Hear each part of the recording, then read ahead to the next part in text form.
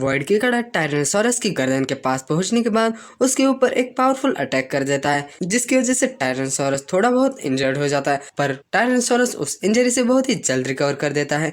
उसकी healing ability को देख वॉइड की कड़ा बहुत ही हैरान हो जाता है। वो कहने लगता है, इस बीस्ट की हीलिंग एबिलिटी तो वाकई में बहुत ही पावरफुल है। मेरे स्पेशल ब्लीडिंग इफेक्ट का भी इस पर कोई असर नहीं हो रहा। अगर मैं इसकी बॉडी के अंदर जाकर इसे अंदर से डिस्ट्रॉय करने की कोशिश करूं तो ये मुझे ही अब्सॉर्ब कर लेगा। वो टायरानोसॉरस वर्ड की कड़ा की ओर रोर करते हुए अटैक करने के लिए आगे बढ़ने लगता है। वर्ड की कड़ा उसे देखते हुए कहने लगता है, अगर मैं अपने साइट और ब्लीडिंग इफेक्ट को इवॉल्व कर सकूं तो ये इस बीस्ट की हीलिंग एबिलिटी को सप्रेस करके इसे इंजर्ड कर पाएगा। ये कहकर वॉइड की काड़ा अपने शरीर से बहुत ही खतरनाक स्पिरिचुअल एनर्जी रिलीज करने लगता है और वो ट्रांसफॉर्म होने लगता है। वॉइड की काड़ा अपने सेकंड बैटल फॉर्म रोज फॉर्म में ट्रांसफॉर्म हो जाता है, जिसे देखकर टायरानोसॉरस भी डरने लगता है। वॉइड की काड़ा कहने लगता है, ये मेरा सेकंड बैटल फॉर्म है, ये पूरा ऑफेंस पर कॉन्सेंट्रेट करता है, मेरा डिफेंस इस फॉर्म में 0 होता है। और वो टायरानोसॉरस के ऊपर अटैक करने के लिए बढ़ जाता है। वो टायरानोसॉरस पर कई सारे अटैक कर देता है। टायरानोसॉरस को एक भी अटैक करने का मौका नहीं देता। वॉइड की काड़ा कहने लगता है, अभी नहीं, तुम अभी नहीं मर सकते, अभी तो खेल शुरू हुआ है। टायरानोसॉरस उन लगातार अटैक से बहुत ही गुस्सा हो जाता है और इधर उधर कहीं भी अपनी एनर्जी बीम को शूट करने लगता है। वॉइड की काड़ा उन सभी एनर्जी बीम्स को डॉज कर लेता है और उसकी पूंछ को ही काट देता है। उसकी पूंछ कटने की वजह से उसका बैलेंस बिगड़ जाता है और वो नीचे गिर जाता है। पर नीचे गिरते गिरते वो अपनी आंखों से 2 लेजर बीम वॉइड की काड़ा पर शूट कर देता है, पर वॉइड की काड़ा उन्हें ब्लॉक कर देता है। इस मौके का फायदा उठाते हैं वो एक क्लॉ अटैक भी करता है, पर वॉइड की काड़ा उसके हाथ को फाड़ते हुए बाहर निकल आता है। जिसके बाद वॉइड की काड़ा और टायरानोसॉरस दोनों भी अपने फाइनल मूव चार्ज करने लगते हैं। टायरानोसॉरस एक बहुत ही खतरनाक एनर्जी बीम को वॉइड की काड़ा पर शूट कर देता है, पर वॉइड की काड़ा अपने अटैक से उसकी एनर्जी बीम को डिस्ट्रॉय कर उसे बीच में से ही काट देता है। उसे काटने के बाद वॉइड की काड़ा उसके ऊपर आकर बैठ जाता है और कहने लगता है, फाइनली मैंने इसे डिफीट कर दिया, मैंने अपना टास्क कंप्लीट कर दिया है। वो इतना कह रहा होता है कि तभी टायरानोसॉरस अपनी आंख खोल देता है और वो वॉइड की काड़ा पर अपनी पूंछ से अटैक कर देता है, जिसके लिए वॉइड की काड़ा बिल्कुल भी रेडी नहीं होता। वॉइड की काड़ा उस आते हुए अटैक को देखकर बहुत ही शॉक हो जाता है। उसे रिएक्ट करने का भी समय नहीं मिलता। पर थोड़ी देर बाद हमें वॉइड की काड़ा को सही सलामत दिखाया जाता है, क्योंकि वहां उसे बचाने के लिए ज़्यू की वॉइड रूट आ जाती है। ज़्यू की वॉइड रूट उस टायरानोसॉरस को पूरी तरह से दबोच लेती है और वॉइड की काड़ा को बचा लेती है। ज़्यू की वॉइड रूट ने उस टायरानोसॉरस को जकड़ लिया होता है और उसकी गर्दन को दबोच लिया होता है। ज़्यू उस टायरानोसॉरस की स्टेटस विंडो को चेक करने लगता है। तब उसे पता चलता है कि ये टायरानोसॉरस एक वॉइड रेस नाम की रेस का है और ये उस रेस का 17th किंग है। इसके पास एक इनेट एबिलिटी है जिसका कि नाम फेमान है। वो एक डिवोरिंग एबिलिटी है जिससे कि ये किसी भी चीज़ को डिवोर करके और भी ज़्यादा स्ट्रॉन्ग बन सकता है। ज़्यू उसकी स्टेटस विंडो देख ही रहा होता है कि तभी वो टायरानोसॉरस अपनी इनेट स्किल को यूज़ करके ज़्यू की स्पिरिचुअल एनर्जी को एब्जॉर्ब करने लगता है। ये देख ज़्यू बहुत ही गुस्सा हो जाता है और कहने लगता है, तुम्हारी हिम्मत कैसे हुई मेरी स्पिरिचुअल एनर्जी को मुझसे ही चुराने की। वो उस वर्ड बीस्ट को अपने रूट्स के अंदर पूरी तरह से जकड़ लेता है और कहने लगता है, मेरे पास से किसी भी चीज़ को चुराने की हिम्मत भी मत करना। ज़्यू उस टायरानोसॉरस को पूरी तरह से दबोचकर उसकी ही स्पिरिचुअल एनर्जी को एब्जॉर्ब करने लगता है, जिसकी वजह से टायरानोसॉरस पूरी तरह से सिकुड़ जाता है, पर वो अभी भी जिंदा होता है। तभी ज़्यू का सिस्टम विंडो ओपन हो जाती है और उसे बताया जाता है पिनाकल एब्जॉर्बेशन स्किल है।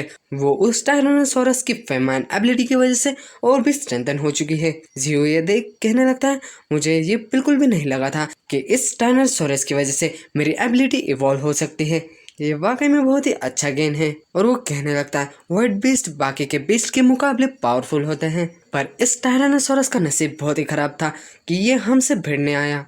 ज़्यू कहने लगता है, पर इसे मारना बहुत ही वेस्ट लग रहा है, अगर इसे मैं ऐसे ही मार दूंगा तो ये बहुत ही बड़ा वेस्ट होगा। और वो कहने लगता है, वर्ड बेस्ड बैटल्स में सबसे पावरफुल वेपन्स होते हैं जो कि 1-on-1 बैटल में तो पावरफुल होते ही हैं। अगर फ्यूचर में हम किसी वर्ल्ड को एक्सप्लोर करना चाहें तो हम इस बीस्ट को यूज़ कर सकते हैं। ये किसी भी वर्ल्ड को इन्वेड करने के लिए अकेला काफ़ी है। इस बेस्ट की स्किल्स वाकई में बहुत ही खतरनाक है।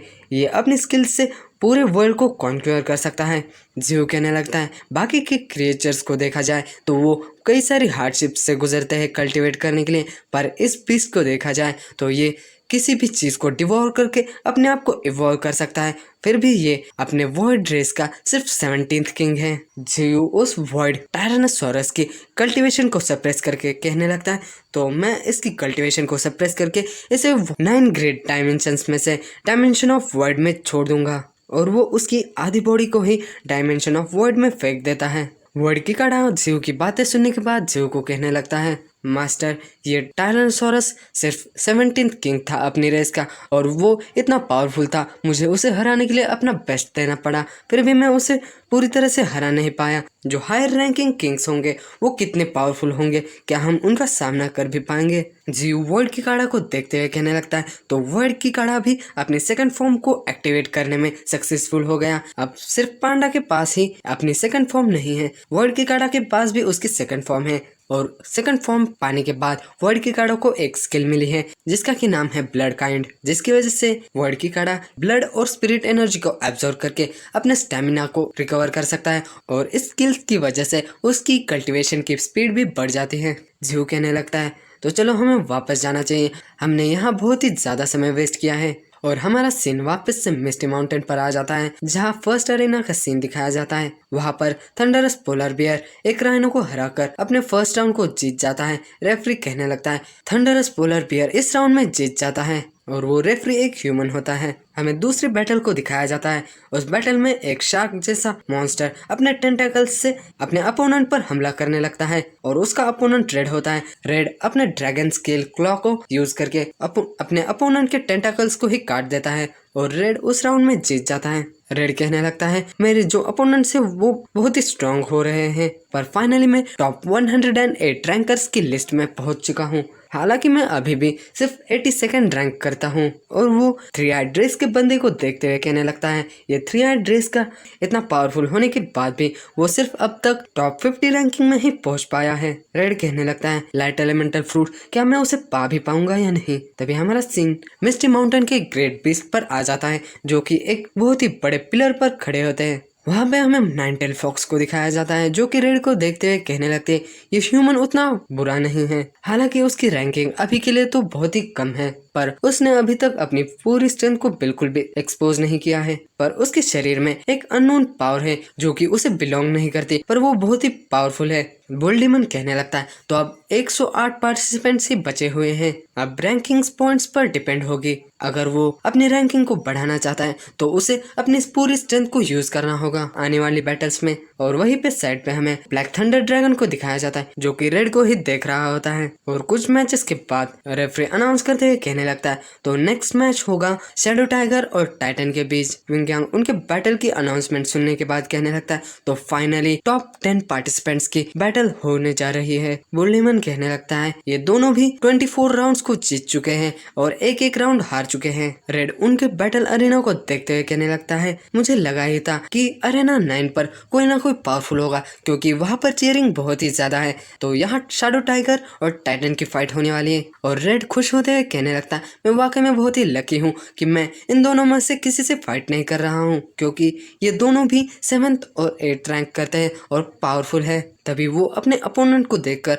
बहुत ही हैरान हो जाता है, क्योंकि उसकी opponent two tailed white fox होती है, जो कि फर्स्ट रैंक करती है। उन दोनों को अरेना में देख स्कार्फ पांडा और पांडा स्टेज के साइड खड़े रहकर कहने लगते हैं, ये ह्यूमन तो आज गया, ये बिल्कुल भी बच नहीं पाएगा, वो फॉक्स उसे जरूर हराएगी। नाइनटेल फॉक्स उन दोनों को एक ही अरेना में देख कहने लगते, तो ये बैटल तो वाकई में बहुत ही इंटरेस्टिंग होने वाला है। ह्यूमन, क्या तुम अपनी स्ट्रेंथ को रिवील करोगे या नहीं?